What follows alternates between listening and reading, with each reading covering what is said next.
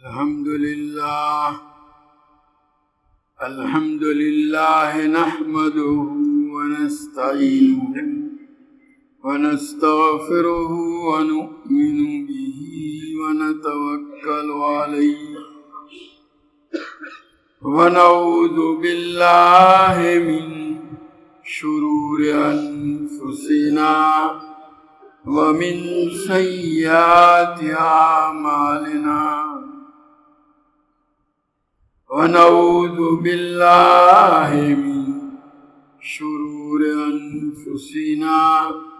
ومن سيئات أعمالنا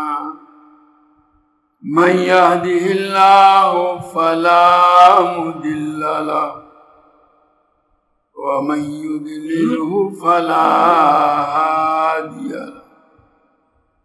ونشهد أن لا إله إلا الله وحده لا شريك له ونشهد أن سيدنا ومولانا محمدا عبده ورسوله صلى الله تعالى عليه وعلى آله وأصحابه وبارك وسلم تسليما كثيرا أما بعد باب ذهاب الصالحين حدثنا يحيى بن حماد قال حدثنا أبو عوانة عن بيان عن قيس بن أبي حازم عن مرداس الأسلمي رضي الله تعالى عنه وعنه قال النبي صلى الله تعالى عليه وسلم يذهب الصالحون الأول فالأول وتبقى حفالة كحفالة الشعير أو التمر لا يباليهم الله بالة. یہ باب قائم کیا ہے، یہ بھی اس سے ایک باب پہلے باب گزرا تھا، اسی کا ایک ضمنی باب ہے، نیک لوگوں کا دنیا سے رخصت ہو جانا۔ نیکوں کا وجود پورے عالم کے لیے ایک رحمت کا سبب ہوتا ہے۔ اللہ تبارک و تعالی ان کی وجہ سے بہت سے فتنوں سے لوگوں کی حفاظت فرماتے ہیں، لوگوں کی بدعمالیوں اور گناہوں کی وجہ سے جو عذاب آ سکتے ہیں ان کے وجود سے وہ ٹلتے ہیں، ان کا وجود گویا عذاب سے امان اور حفاظت کا ذریعہ ہوتا ہے۔ اللہ تعالیٰ کے یہاں ان کا جو مقام اور مرتبہ ہوتا ہے اس کے پیش نظر اللہ تبارک تعالیٰ گویا ان کا لحاظ کرتا ہے۔ جیسے کسی مکان میں کوئی ایسی شخصیت ہو تو لوگ اس کا لحاظ کرتے ہیں، مکان میں دوسرے لوگ جو ہیں غلط ہوں تو بھی اس شخصیت کی وجہ سے ان کی کوتاہیوں سے درگزر کیا جاتا ہے۔ تو نیک لوگوں کے طریقے کو اختیار کرنے کی اس باب میں گویا ترغیب دی جا رہی ہے، اور ان کے طور و طریق کی مخالفت کرنے سے ڈرایا گیا ہے۔ ایسا نہ ہو کہ ان کے طور و طریق کی مخالفت کے نتیجے میں آدمی اللہ تعالیٰ کی بے اعتنائی کا شکار ہو۔ ان کے طریقوں پر چلیں گے تو جس طرح اللہ تعالیٰ نیک لوگوں کا خیال کرتے ہیں ان کے طور و طریق اختیار کرنے پر ان طور و طریق اختیار کرنے والوں کا بھی لحاظ کیا جاتا ہے۔ حضرت موسیٰ علیہ نبینا علیہ الصلوۃ والسلام کے مقابلے کے لیے جب ساحرین آئے تھے انہوں نے سنا تھا کہ کوئی بہت بڑے جادوگر ہیں جن کے مقابلے کے لیے ہم کو جانا ہے، معلوم کیا ان کا لباس کیسا ہے، انہوں نے بھی ویسا ہی لباس پہنا۔ اللہ تعالیٰ کو ان کی یہی ادا پسند آ گئی اور اس پر اللہ تعالیٰ نے ان کو ہدایت سے ایمان سے مالا مال فرمایا۔ بہرحال اللہ کے نیک بندوں کے طور و طریق کو اختیار کرنا چاہیے، اسی کو بتلانے کے لیے یہ باب انہوں نے قائم کیا ہے۔ حضرت مرداس اسلمی رضی اللہ تعالیٰ عنہ یہ وہ صحابی ہیں جو بیعت رضوان میں نبی کریم صلی اللہ علیہ وسلم سے آپ کے ہاتھ پر حدیبیہ کے موقع پر بیعت کی تھی۔ قال النبی صلی اللہ علیہ وسلم، نبی کریم صلی اللہ تعالیٰ علیہ وسلم نے ارشاد فرمایا، یذهب الصالحون الاول فالاول، نیک لوگ ایک ایک کر کے اٹھ جائیں گے، دنیا سے رخصت ہوں۔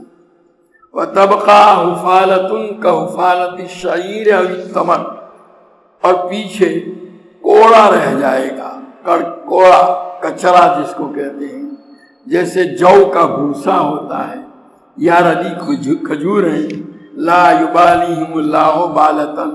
اللہ تبارک تعالیٰ ان کی ذرا بھی پرواہ نہیں کریں گے۔ جیسے نیک لوگوں کا لحاظ کیا جاتا ہے، یہ لوگ جو ہوں گے ان کے بعد کوڑے کی طرح، کچرے کی طرح، اللہ کے ہاں ان کا کوئی لحاظ نہیں ہوگا۔ جو اللہ کے فیصلے ہوں گے عذاب کے، ہلاکت کے، وہ وجود میں آ جائیں گے۔ بہرحال یہ یہاں اس روایت کو لا کر کے بتلایا جا رہا ہے کہ آدمی کو چاہیے کہ نیک لوگوں کے طور و طریق اختیار کریں۔ نیک کون ہے؟ نیک وہ ہیں جو آخرت کے، دنیا کے ساتھ ساتھ آخرت کے کام بھی کرتے ہیں، خالی دنیا ہی کے مشاغل میں مشغول نہیں رہتے۔ ایسے لوگ کم ہوتے ہیں،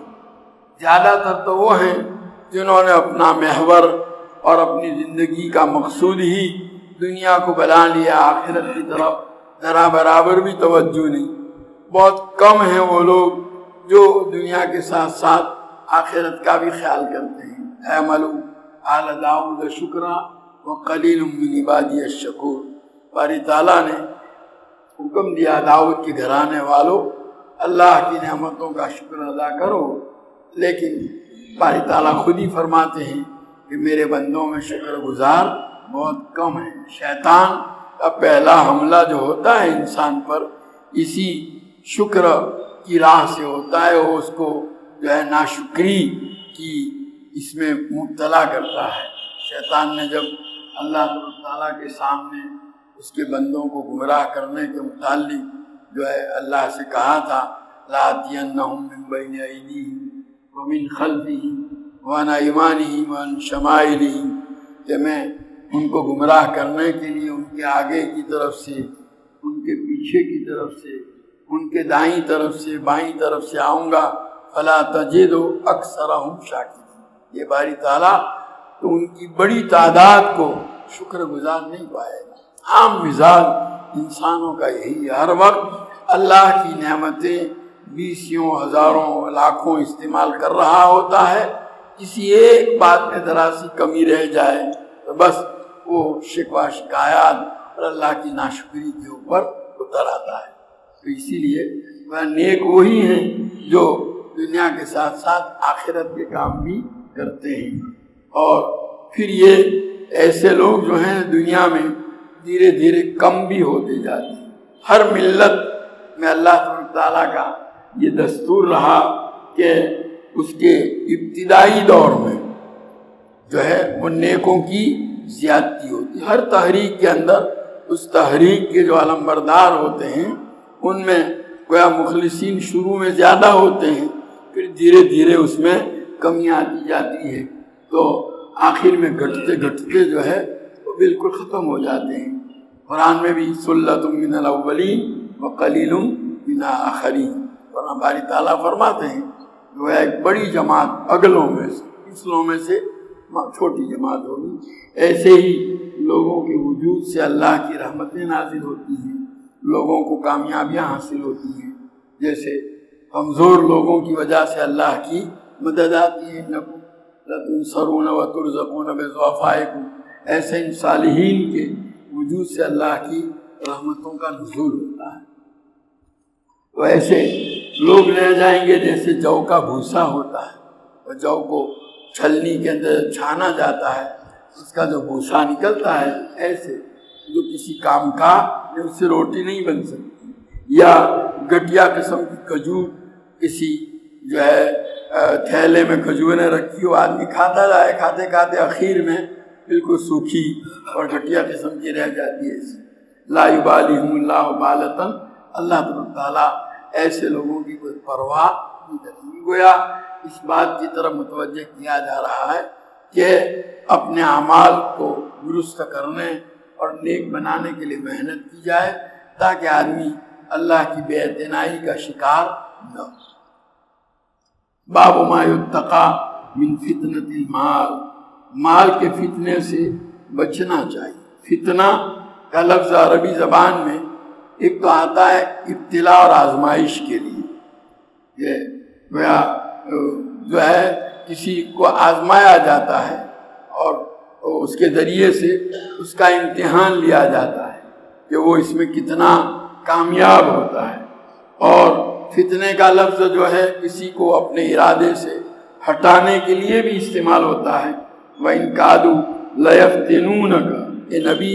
یہ لوگ کوشش کرتے ہیں کہ آپ کو اپنے مقصد سے ہٹائیں، کیونکہ جو چیز فتنے کا سبب ہوتی ہے وہ آدمی کو اس کے مقصد زندگی سے دور کرتی ہے، ہٹاتی ہے۔ اس لیے اور فتنہ عربی میں آگ کے اوپر تپانے کو بولا جاتا ہے۔ یوم ہم علی النار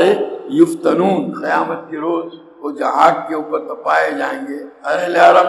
سونے کو بٹی میں تپایا جاتا ہے تاکہ اس کا میل کچیل صاف ہو، تو اس کو بھی فتنے سے تعبیر کرتے ہیں۔ آدمی کے اوپر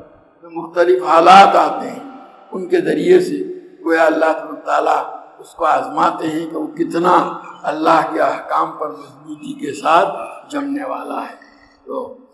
وقول اللہ انما اموالکم واولادکم فتنۃ، اور باری تعالیٰ کا ارشاد کہ بے شک یہ جزی نیز کہ تمہارے مال اور تمہاری اولاد جو ہیں وہ تمہارے حق میں آزمائش ہے۔ یعنی گویا اللہ تعالیٰ مال کے ذریعے سے، اولاد کے ذریعے سے آدمی کو جانچتا ہے کہ بھئی کہ کون آدمی جو ہے ان چیزوں میں پھنس کر آخرت کی طرف سے غافل ہو جاتا ہے، کون ہے جو ان کے اندر رہنے کے باوجود آخرت کی تیاری کا اہتمام کرتا ہے، آخرت کو بھولتا نہیں، آباد کرتا ہے۔ اب یہ چیزیں جو ہیں اگر آدمی کو اللہ کے احکام سے ہٹانے کا ذریعہ بنتی ہیں تو یقیناً اس کے حق میں وہ بڑا فتنہ ہے۔ اولاد کی وجہ سے بھائی آدمی ایسے کام کرے جن سے اللہ نے منع کیا، مال کے لیے ایسے طریقے اپنائے جن طریقوں سے مال حاصل کرنے سے اللہ تعالیٰ نے منع کیا ہے، یا حاصل کیے ہوئے مال کو خرچ کرنے کے لیے ایسے طریقے اپنائے جس سے اللہ تعالیٰ نے منع کیا ہے، گناہوں کا ذریعہ اس کو بناوے، یہ سب آزمائش ہے۔ اس لیے اس کی آدمی کو اس سے خاص طور پر بچنے کی تاکید کی گئی۔ حدثنی یحییٰ بن یوسف قال حدثنا ابو بکر عن ابی حسین عن ابی صالح عن ابی ہریرہ رضی اللہ تعالی عنہ قال قال رسول اللہ صلی اللہ علیہ وسلم طائس عبد الدینار والدرہم والقطیفۃ والخمیصۃ ان اعطی رضی وان لم یعط لم یرضى۔ حضرت ابو ہریرہ رضی اللہ تعالیٰ عنہ نقل کرتے ہیں کہ نبی کریم صلی اللہ تعالیٰ علیہ وسلم نے ارشاد فرمایا، طائس ہلاک ہو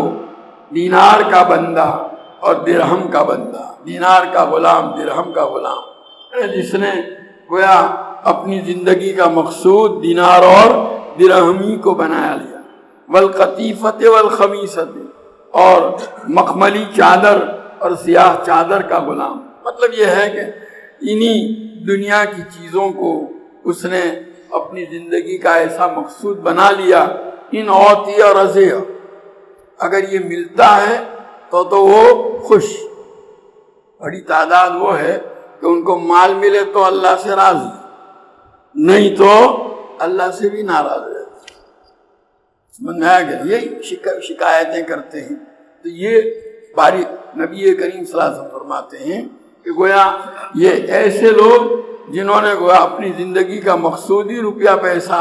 دنیا کی چیزوں کو بنا لیا کہ ان کے ملنے پر گویا وہ خوش رہتے ہیں، نہیں ملنے پر وہ ناراض سے رہتے ہیں۔ یہ حقیقت میں دنیا ہی کی چیز ہوئی، بڑی آزمائش۔ وَإِن لَّمْ يُعْطَ لَمْ يَرْضَ، نہیں ملتا ہے تو راضی نہیں ہوتا۔ چنانچہ سورہ توبہ میں منافقین کی جہاں علامت بتائی گئی ہے اس میں باری تعالیٰ کا ارشاد ہے وَمِنْهُمْ مَن يَلْمِزُكَ فِي الصَّدَقَاتِ فَإِنْ أُعْطُوا مِنْهَا رَضُوا وَإِن لَّمْ يُعْطَوْا، ہاں یعنی باری تعالیٰ فرماتے ہیں ان منافقین میں وہ بھی ہیں جو صدقات یعنی مال زکوٰۃ کی تقسیم کے بارے میں آپ کو طعنہ دیتے ہیں، چنانچہ اگر ان کو ان کی مرضی کے مطابق اس میں سے ملتا ہے تو وہ خوش ہوتے ہیں، اور اگر نہیں ملتا تو ذرا سی دیر میں وہ ناراض ہو جاتے ہیں۔ یہ مزاج جو آدمی کا ہوتا ہے، گویا اس کے تعلق کی بنیاد ہی کیا ہے؟ پیسہ، دنیا، جو وہ ملے تو ٹھیک ورنہ تو نہیں۔ اللہ نبی کریم صلی اللہ علیہ وسلم فرماتے ہیں ایسے لوگ گویا غلام بندوں کے مال کے بندے اور غلام ہیں۔ چنانچہ ایسے واقعات ہیں بخاری شریف میں، حضرت ابو سعید خدری رضی اللہ تعالیٰ عنہ کی روایت ہے کہ مال ملنے پر راضی ہو۔ حضرت علی رضی اللہ تعالیٰ عنہ کو نبی کریم صلی اللہ علیہ وسلم نے یمن میں بھیجا تھا، وہاں سے حضرت علی رضی اللہ تعالیٰ عنہ نے جو آپ کو مال غنیمت میں سونا ملا تھا، جس کو ابھی کان سے نکلا ہوا سونا جس کو اس کی مٹی سے الگ نہیں کیا گیا تھا، ایک چمڑے میں پیک کر کے بند کر کے حضرت علی رضی اللہ تعالیٰ عنہ نے نبی کریم صلی اللہ تعالیٰ علیہ وسلم کی خدمت میں بھیجا۔ تو راوی کہتے ہیں کہ حضور صلی اللہ علیہ وسلم نے 4 آدمیوں کے درمیان جو نئے مسلمان تھے اور اپنے قبیلوں کے سردار تھے، ان کی دلجوئی کے لیے، تالیف قلب کے لیے نبی کریم صلی اللہ علیہ وسلم نے وہ ان میں تقسیم کر دیا۔ چونکہ آپ کو اللہ تعالیٰ کی طرف سے اس سلسلے میں اختیار دیا گیا تھا، اپنے اسی اختیار کو استعمال کرتے ہوئے آپ کی اپنی کوئی غرض نہیں تھی۔ بہرحال جب یہ تقسیم کیا تو ایک آدمی اٹھا اور کہنے لگا نحن احق بہذا من ہؤلاء، کہ ان لوگوں کو یہ مال دیا گیا، ہم اس کے زیادہ حقدار تھے، ہم کو ملنا چاہیے تھا۔ یہ بات نبی کریم صلی اللہ تعالیٰ علیہ وسلم تک پہنچی، یعنی اس نے جو یہ بات کہی حضور کو کسی نے بتلایا کہ وہ فلانا آدمی آپ کی اس تقسیم پر اس کو نہیں ملا، دوسروں کو آپ نے دیا، ناراض ہو کر یہ بات کہتا ہے۔ تو اس پر نبی کریم صلی اللہ علیہ وسلم نے فرمایا الا تأمنونی وانا امین من فی السماء یاتینی خبر السماء صباحا و مساء، کیا تم لوگ مجھ پر اعتماد نہیں کرتے؟ یعنی میرے فیصلوں پر تم کو اعتماد اور وشواس نہیں ہے جو اس طرح کی باتیں کرتے ہو؟ حالانکہ آسمان والے کا میں معتمد ہوں، یعنی اللہ تعالیٰ تو میرے اوپر اعتماد کرتے ہیں، اللہ تعالیٰ کی طرف سے صبح اور شام میرے پاس وہی بھیجی جاتی ہے، خدا نخواستہ اگر میں اللہ کے ہاں ناقابل اعتماد ہوتا تو میرے اوپر وہی کیوں آتی؟ یہ آپ نے ارشاد فرمایا۔ جب آپ نے یہ بات ارشاد فرمائی تو راوی کہتے ہیں ایک آدمی اٹھا غائر العینین، اس کی آنکھیں اندر کی طرف دھسی ہوئی تھی اور اس کے رخسار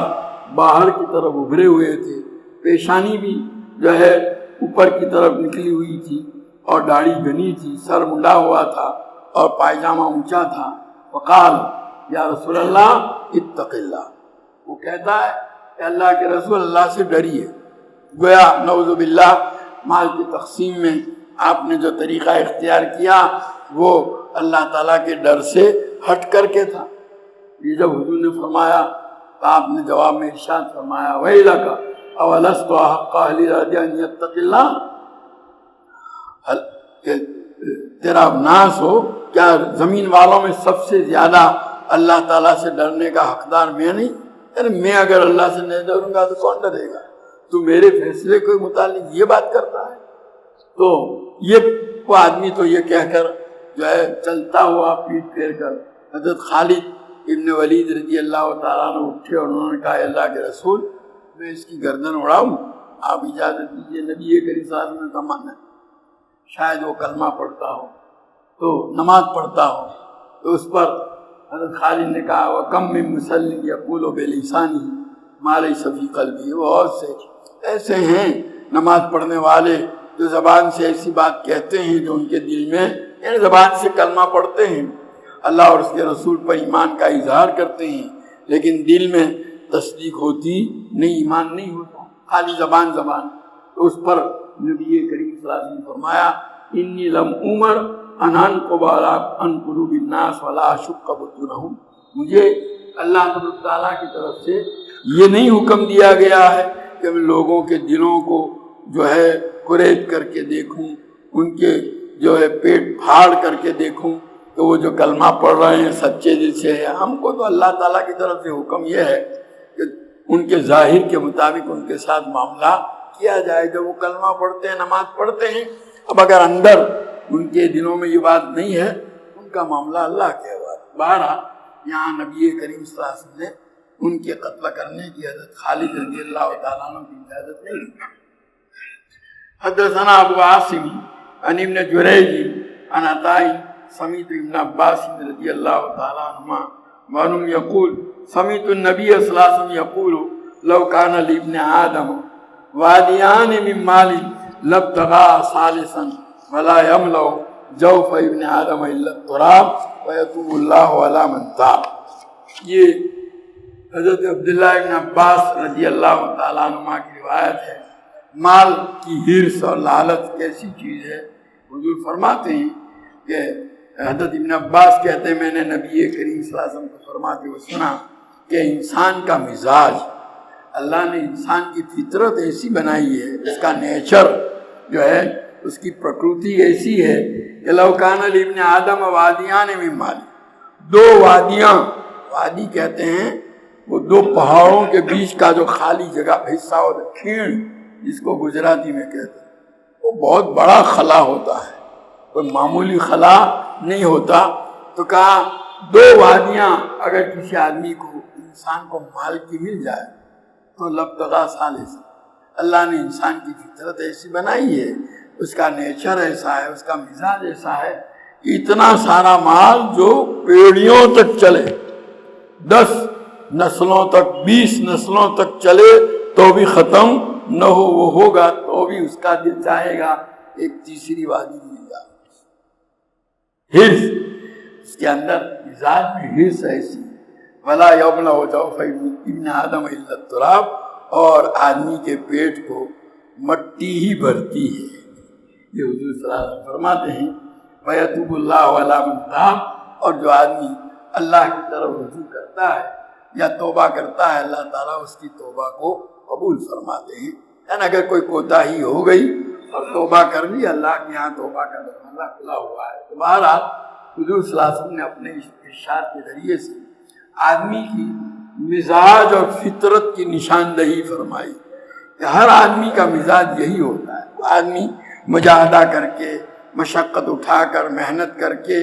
اپنے آپ پر کنٹرول کرے، وہ بات دوسری ہے، ورنہ عام طور پر اس کا مزاج یہی ہوتا ہے کہ 2 وادیاں ہو تو تیسری ہو تو چوتھی مانگے گا۔ شیخ سعدی رحمۃ اللہ علیہ نے گلستان کے اندر واقعہ لکھا ہے، ایک تاجر کی میری ملاقات ہوئی، اس کے 150 اونٹ تھے، تجارت کا سامان لانے اور لے جانے والے، اور 40 غلام تھے جو اس کے اس سارے کاروبار کو سنبھالا کرتے تھے۔ کہا ایک رات جزیرہ کیش میں میری اس کے ساتھ ملاقات ہو گئی، وہ مجھے اپنے کمرے میں لے گیا اور رات بھر جو ہے میرا دماغ کھاتا رہا، اس کی باتوں سے میں سو بھی نہیں سکا۔ کبھی تو وہ کہتا تھا میرا اتنا سامان ترکستان میں ہے، میرا اتنا ہندوستان کے اندر ہے، یہ فلانی زمین کا قبالہ ہے، دستاویز ہے، یہ فلاں آدمی نے فلانی چیز کی ذمہ داری لے رکھی ہے۔ کبھی کہتا تھا کہ اسکندریہ جانے کا ارادہ ہے، جب سنا وہاں کی آب و ہوا بہت عمدہ ہے۔ کبھی کہتا تھا نہیں وہاں کا سمندر بڑا خطرناک ہے، اس لیے یہ سوچنا پڑے گا۔ پھر ایک کہنے لگا سعدی ایک سفر کا میں نے ارادہ کیا ہے، تجارتی سفر، بس کہ ایک وہ سفر کر کے پھر میں ایک کونے میں بیٹھ کر دکان پر بیٹھ جاؤں گا۔ تو وہ کیا؟ اس نے کہا کہ جو ہے، میں نے پوچھا کہ وہ کون سا سفر شیخ سعدی کہتے ہیں؟ کہا میں نے سوچا ہے کہ ایران کی گندھک بڑی مشہور ہے، وہ خرید کر لے جا کر چین میں بیچوں گا، وہاں اس کی قیمت بہت زیادہ ہے، اور پھر جو ہے چین کے برتن بڑے عمدہ سمجھے جاتے ہیں، وہاں سے وہ خریدوں گا اور روم میں لے جاؤں گا اور وہاں بیچوں گا، اس کی قیمت وہاں بہت زیادہ آتی ہے، اور پھر روم کا ریشم خرید کر کے جو ہے ہندوستان لے جاؤں گا اور وہاں اس کو فروخت کروں گا، اس کی بڑی اچھی قیمت آتی ہے، اور ہندوستان کا فولاد جو ہے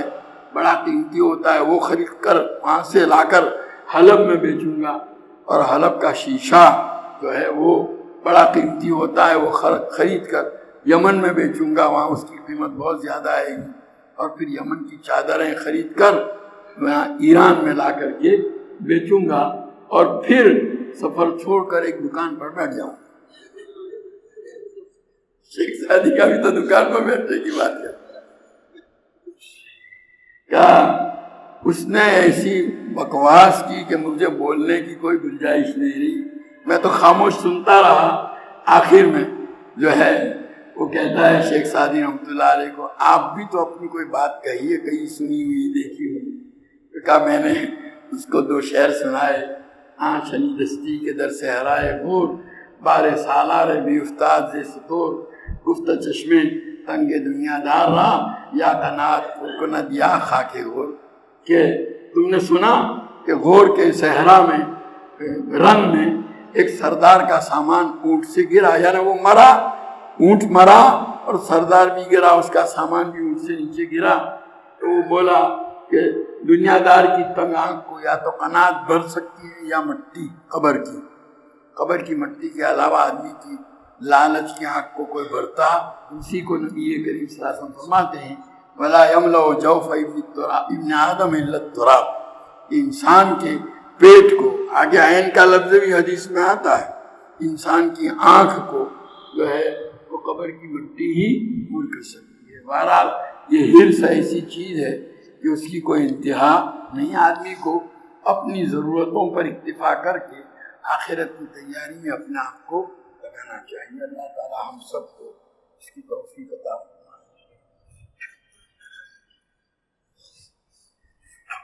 سبحانک اللہم وبحمدک وتبارک اسمک وتعالی جدک ولا الہ غیرک، اللہم صلی وسلم وبارک علی سیدنا و مولانا محمد وعلی آل سیدنا و مولانا محمد کما تحب وترضى بعدد ما تحب وترضى۔ ربنا ظلمنا انفسنا وإن لم تغفر لنا وترحمنا لنكونن من الخاسرين۔ ربنا آتنا في الدنيا حسنة وفي الآخرة حسنة وقنا عذاب النار۔ ربنا هب لنا من أزواجنا وذرياتنا قرة أعين واجعلنا للمتقين إماما۔ اے اللہ تو ہمارے گناہوں کو معاف فرما، ہماری خطاؤں سے درگزر فرما، تیری مرضیات پر ہم کو زیادہ سے زیادہ چلا کر تیری نامرضیات سے ہماری پوری حفاظت فرما۔ نبی کریم صلی اللہ تعالیٰ علیہ وسلم کے طریقوں اور سنتوں کو اپنی زندگی کے ہر شعبے میں جاری کرنے اور اپنانے کی تو ہمیں توفیق و سعادت عطا فرما۔ حضور اکرم صلی اللہ تعالیٰ علیہ وسلم کے طریقوں کی محبت اور غیروں کے طریقوں کی نفرت ہمارے قلوب کے اندر ڈال دے۔ اے اللہ تمام رذائل سے ہم کو پاک اور صاف فرما کر محاسن اخلاق سے مزین فرما۔ تیری معرفت و محبت کے انوار سے ہمارے قلوب کو منور فرما، تیری یاد سے ہمارے دلوں کو آباد فرما۔ دوام ذکر و دوام طاعت کی ہمیں توفیق عطا فرما۔ تمام اعمال میں اخلاص، اتباع اور احتساب کی کیفیت نصیب فرما۔ اے اللہ ہمیں، ہمارے اہل و عیال اور تمام متعلقین کو صحت، قوت، عافیت، سلامتی، دنیا آخرت کی بھلائیوں سے مالا مال فرما۔ ہماری تمام ضرورتوں کی تو اپنے خزانہ غیب سے کفالت فرما، ہمیں کسی کا محتاج و دستنگر نہ بنا، ہماری روزیوں میں برکت اور وسعت عطا فرما، ہماری اولادوں کو عقائد حقہ، علوم نافعہ، اعمال صالحہ، اخلاق فاضلہ سے آراستہ فرما، برے اخلاق، برے کردار و گفتار، برے عادات و اطوار، بری صحبتوں، برے ماحول کے برے اثرات اور برے لوگوں کی بری عادتوں کا نشانہ بننے سے ان کی پوری حفاظت فرما، اپنی شان ربوبیت سے اے اللہ تو ان کی تربیت فرما کر ان کو ہماری آنکھوں کی ٹھنڈک، ہمارے دلوں کا سرور، ہمارے لیے صدقہ جاریہ اور ہماری امیدوں سے بڑھ کر کے بنا دے۔ اے اللہ ہمیں، ہمارے اہل و عیال، تمام ماتحتون متعلقین کو نماز کا قائم کرنے والا بنا دے، نماز کا عشق و محبت ہمارے دلوں کے اندر ڈال دے، نماز کو ہماری آنکھوں کی ٹھنڈک بنا، نماز کا خشوع و خضوع ہمیں عطا فرما، نماز کے انوار و برکات سے ہماری زندگیوں اور ہمارے گھروں کو اے اللہ منور اور معمور فرما۔ اے اللہ عبادات کا اہتمام نصیب فرما، معاملات کی درستگی عطا فرما، معاشرت کا حسن عطا فرما، آپسی حقوق کی ادائیگی کا اہتمام نصیب فرما، آپس کی حق تلفیوں سے ہماری پوری حفاظت فرما، مختلف حیثیتوں سے جو ذمہ داریاں اور فرائض منصبی تو نے ہم پر ڈال رکھے ہیں، پوری امانت و دیانت کے ساتھ ان کو ادا کرنے کی ہمیں توفیق عطا فرما، ان کی ادائیگی میں ادنا خیانت اور بددیانتی کے ارتکاب سے اے اللہ ہماری پوری حفاظت فرما۔ اے اللہ ہمارے بیماروں کو صحت کاملہ عاجلہ مستمرہ عطا فرما، مقروضوں کے قرضوں کے ادائیگی کی شکلیں پیدا فرما، پریشان حالوں کی پریشانیوں کو دور فرما، حاجت مندوں کی حاجتیں پوری فرما، قید و بند میں محبوسوں کو رہائی نصیب فرما، مقدمات میں محفوظوں کو بری فرما، جو جس مصیبت میں گرفتار ہے اے اللہ اس سے نجات عطا فرما، بے گھروں کو گھر عطا فرما، بے سہاراؤں کو سہارا عطا فرما، بے روزگاروں کو روزگار عطا فرما، بے اولادوں کو اولاد عطا فرما، جن کی اولادیں نافرمان ہیں اللہ ان کی اولادوں کو تو تیرا اور ان کے ماں باپ کا مطیع و فرما بردار بنا کر ماں باپ کی آنکھیں ٹھنڈی فرما، جن کی اولادیں شادی کی عمروں کو پہنچ چکی ہیں صالح جوڑ عطا فرما کر ان کے نکاح کی صورتیں پیدا فرما، جو اولاد کے خواہش مند ہیں اللہ ان کو صالح اور تندرست اولاد عطا فرما، حضور پاک صلی اللہ علیہ وسلم کا امتی جہاں کہیں بھی ہو اے اللہ اس کے ایمان و اسلام کی، جان و مال کی، عزت و آبرو کی، اہل و عیال کی، تجارت و زراعت و کاروبار کی، ہر چیز کی پوری حفاظت فرما، پورے عالم میں امت محمدیہ جہاں کہیں مظلومیت کا شکار ہے اے اللہ اس کی بھرپور نصرت فرما، ظالم کے ہاتھ کو ظلم سے روک دے۔ اے اللہ حضور پاک صلی اللہ علیہ وسلم نے جتنی خیر اور بلائی تجھ سے مانگی ہمیں اور پوری امت کو عطا فرما، جن شرور و برائیوں سے پناہ چاہی اس سے ہماری اور پوری امت کی حفاظت فرما۔ اے اللہ اس مجلس میں شریک تیرے تمام بندوں اور بندیوں کی جائز اور نیک مرادیں پوری فرما۔ ربنا تقبل منا انک انت السمیع العلیم وتب علینا انک انت التواب الرحیم۔ صلی اللہ تعالی علی خیر خلقہ سیدنا و مولانا محمد و آلہ و اصحابہ اجمعین۔